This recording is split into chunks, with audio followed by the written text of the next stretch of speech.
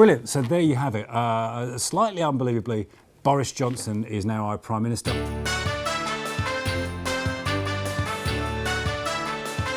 Okay, and welcome to another frothy pint of Bloke in the Pub. And as if you needed any more excitement, Boris Johnson is now actually our Prime Minister.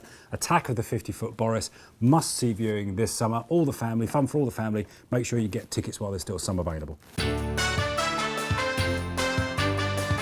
Well, in terms of Brexit, Boris was one of the leading proponents of the Leave campaign.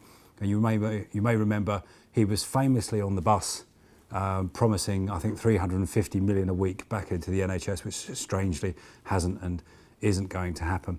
And actually, nobody knows where the bus is either. But anyway, he's now our Prime Minister, so criticisms aside, he is the leading proponent of Brexit. So what does this actually mean? Well, his stated position is that we will be leaving the EU on the deadline of Halloween, the nightmare before Christmas, perhaps. And that we are not taking no deal off the table. What it probably means is that the probabilities of a more extreme outcome, that either we get a better deal or we get no deal, have increased.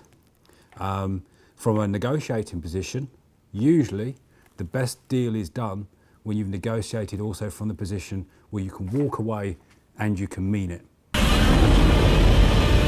In terms of what he can actually do, however, he faces the same problems as Theresa May trying to get any decision through the House, because the numbers haven't really changed. While he is a hardline Brexiteer, that represents a very small minority in the House. The vast majority are either for doing a deal, maintaining close ties to Europe, or not leaving altogether. So whatever he comes back with, by way of any kind of negotiation or latitude from Europe, he's still got to get it through the House. And no deal seems as difficult to get through now as it did when Theresa May was our chief negotiator.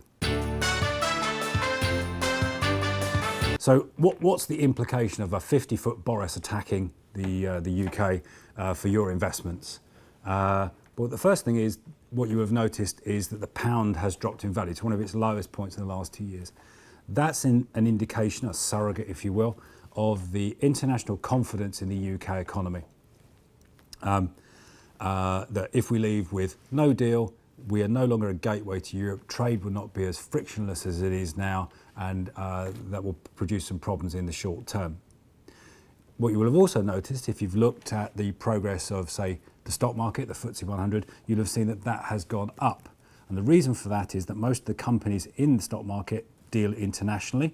If they're dealing in sterling, it means that the drop in sterling means their product is cheaper and they're likely to sell more. That pushes up their profit forecast and therefore their share value. So what should you actually do about that? Well, in the short term, probably nothing, because these are very short-term movements and it's the long-term trend we need to focus on more.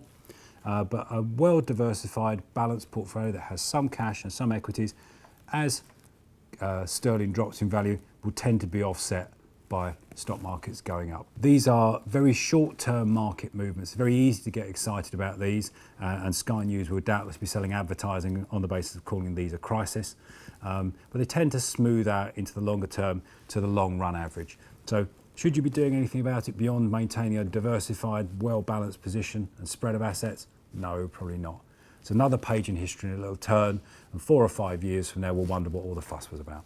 But don't miss out on the draw of the summer, the attack of the 50-foot Boris. Get out there, grab your popcorn and get some tickets while they're hot. If that excitement isn't too much, we'll see you next time.